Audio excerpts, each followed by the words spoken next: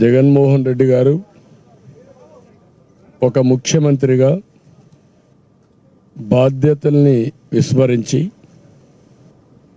ఒక జవాబుదారీ తనంతో పనిచేయాల్సిన వ్యక్తి తెవ రాజకీయాలు చేసే పరిస్థితికి వచ్చాడు. దానికి ఉదాహరణ ఈ పెన్షన్స్ ఏవైతే ఉన్నాయో అది ఇంటి వద్దనే డిస్ట్రిబ్యూట్ చేయడం అవసరం.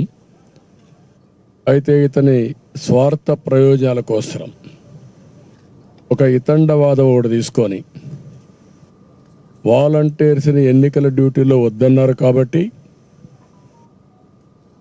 దీనివల్ల ఎంతమంది చనిపోయినా పర్వాలేదు, ఎంతమందికి నష్టం వచ్చినా పర్వాలేదు, నా ఇష్టం వచ్చినట్టు చేస్తాననే విధంగా ముందుకు పోయే పరిస్థితికి వచ్చాడు. మొన్న మీరు ఏప్రిల్ 1 చూశారు. ఎన్ని డ్రామాలు ఆడారో, ఎన్ని అవాస్తవాలు చెప్పారో మీరు చూశారు. వాళ్ళ దగ్గర డబ్బులు లేదు. 28వ తారీఖుని 3వ తారీఖు పింఛన్లు ఇవ్వాలని సర్క్యులర్ ఇష్యూ చేశారు డబ్బులు లేక.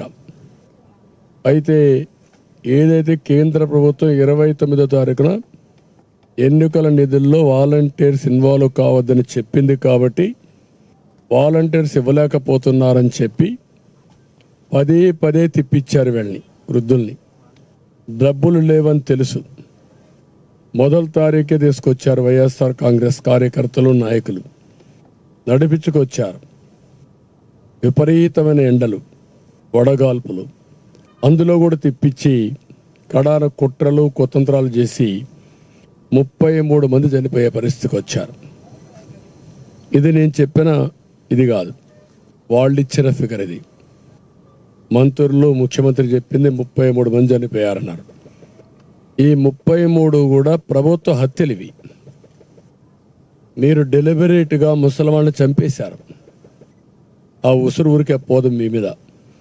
అంత దుర్మార్గంగా చేసి 33 మందిని చంపేసి తర్వాత నేను చాలాసార్లు ఆఫీసర్లకి, చీఫ్ సెక్రటరీకి వీళ్ళందరినీ డిమాండ్ చేశాం, మీరు చేసేది కరెక్ట్ కాదు, ఇది మంచి పద్ధతి కాదు అని ఆ రోజు డిమాండ్ చేశాం.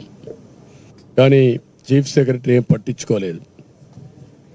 అంటే ఈయన మోచేతిలో నీళ్లు తాగే ఈ అధికార యంత్రాంగం ఆయన కుట్రలు కుతంత్రాలు చేస్తే ఆ కుట్రలు కుతంత్రాలు అమలు చేసి ఆయన చేసిన ప్రభుత్వ హత్యల్లో వీళ్ళు కూడా భాగస్వాములు అయ్యే పరిస్థితికి వచ్చారు.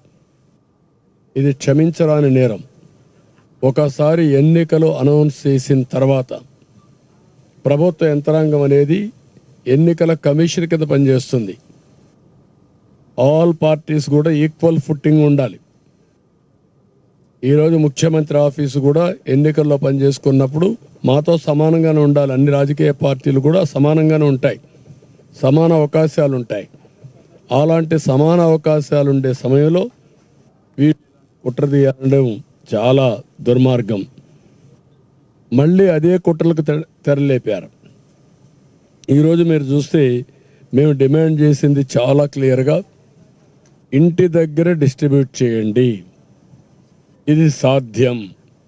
మీకు ఆఫీసర్స్ ఉన్నారు, సచివాలయం ఉంది, యంత్రాంగం ఉంది, ఇది పెద్ద కష్టమైన పని కాదు అని చాలా స్పష్టంగా చెప్తే మళ్ళీ ఈ ముఖ్యమంత్రి ప్రధాన కార్యదర్శి, ప్రభుత్వ ప్రధాన కార్యదర్శి జవహర్ రెడ్డి, పిఎంఓలో ఉండే ముఖ్య పైరవికారుడు, పెద్ద పైరవికారుడు ఇతను ధనంజయ రెడ్డి, ఇదే పని ఒక మిడిల్ మ్యాన్ బ్రోకరేజ్ చేస్తూ ఉంటాడు ఆయన. ఇంకొక పక్క సర్ఫ్ సిఇఓ మురళీధర్ రెడ్డి, వీళ్ళు కలిసి మళ్ళీ అదే కుట్రకు తెరలేపారు. ఈరోజు మా డిమాండ్ చాలా స్పష్టంగా చాలాసార్లు వెళ్ళాం, ఎలక్షన్ కమిషన్కి ఇచ్చాం, సిఎస్ ఇచ్చాం, చీఫ్ సెక్రటరీకి ఇచ్చాం, గవర్నర్కి ఇచ్చాం. ఎన్డీఏ పార్ట్నర్స్ అన్నీ కూడా అందరం కలిసి ఇంటి దగ్గరనే డిస్ట్రిబ్యూట్ చేయాలి, ఇది సాధ్యం